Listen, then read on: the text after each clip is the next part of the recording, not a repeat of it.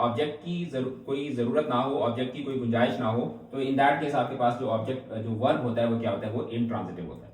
लेकिन जब आपके पास सेंटेंस के अंदर ऑब्जेक्ट आ जाए तो उस सूरत में आपका जो यानी कि सेंटेंस के अंदर जो वर्ब होता है वो क्या बन जाता है, ट्रांजिटिव बन जाता है। इसके अंदर से एक एमसीक्यू पक्का आता होता है, इसके अंदर से एक एमसीक्यू जो है वो लाजमी आपके एक ऊपर मैंने आपको बताया था रिफ्लेक्सिव और इंफेटिव वाला, और दूसरा जो है वो ट्रांजिटिव और इंट्रांजिटिव वाला, इसमें से भी एक एमसीक्यू जरूर आता होता है।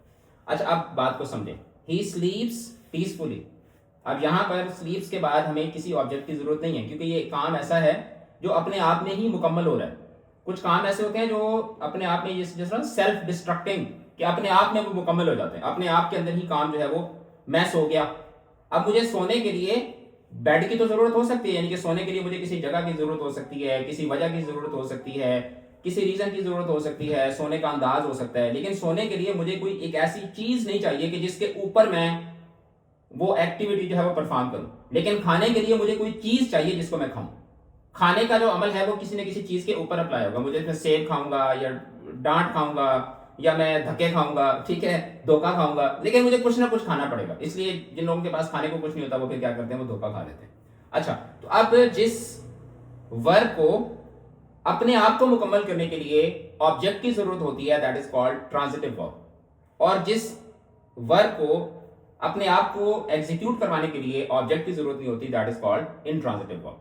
अच्छा, अब ऑब्जेक्ट की जब बात आती है, जरूरत जो है ना, जब जहां पर फलसफा जरूरत क्या है, फलसफा जरूरत यह है कि किसी को एक की जरूरत होती है, किसी को 10 की जरूरत होती है। तो अब फलसफा जरूरत के तहत अगर हम देखते हैं तो जो ट्रांजिटिव वर्ब्स होते हैं जिनको ऑब्जेक्ट की जरूरत होती है, कुछ को सिर्फ एक ऑब्जेक्ट चाहिए होता है, ठीक है। अगर एक ऑब्जेक्ट को सेंटेंस के अंदर, तो दे आर कॉल्ड मोनोट्रांजिटिव्स। जैसे शी सोल्ड फ्रूट्स, तो अब यहां पर सोल्ड के पास एक ही ऑब्जेक्ट है, फ्रूट्स, तो दैट इज कॉल्ड मोनोट्रांजिटिव। फिर उसके बाद समटाइम्स ऐसा होता है कि सेंटेंस के अंदर आपको दो ऑब्जेक्ट चाहिए होते हैं, ठीक है। जैसे ही सेंट मी अ गिफ्ट, तो अब इसमें सेंट का जो डायरेक्ट ऑब्जेक्ट है वो क्या है, गिफ्ट। के जो भेजने का काम जिस चीज के ऊपर डायरेक्टली अप्लाई हो रहा है वो डायरेक्ट ऑब्जेक्ट होगा, और उसका फायदा जिसको हो रहा है वो बेसिकली क्या बन जाएगा, उसका इनडायरेक्ट ऑब्जेक्ट बन जाएगा। He sent me a gift, he told me a joke, तो he told me a joke, उसमें डायरेक्ट ऑब्जेक्ट क्या होगा, मी या जोक, जोक। जोक। जोक जो है, क्योंकि जो चीज बताई जा रही है, मतलब जो एक्शन परफॉर्म हो रहा है वो एक्शन डायरेक्टली जिसके चीज के ऊपर अप्लाई हो रहा है वो उसका डायरेक्ट ऑब्जेक्ट होगा, और जो उसका रिसिपिएंट यानी कि उसका बेनिफिशियरी है, यानी जिसके लिए वो काम किया जा रहा है, वो बेसिकली क्या होता है, वो इनडायरेक्ट ऑब्जेक्ट होता है।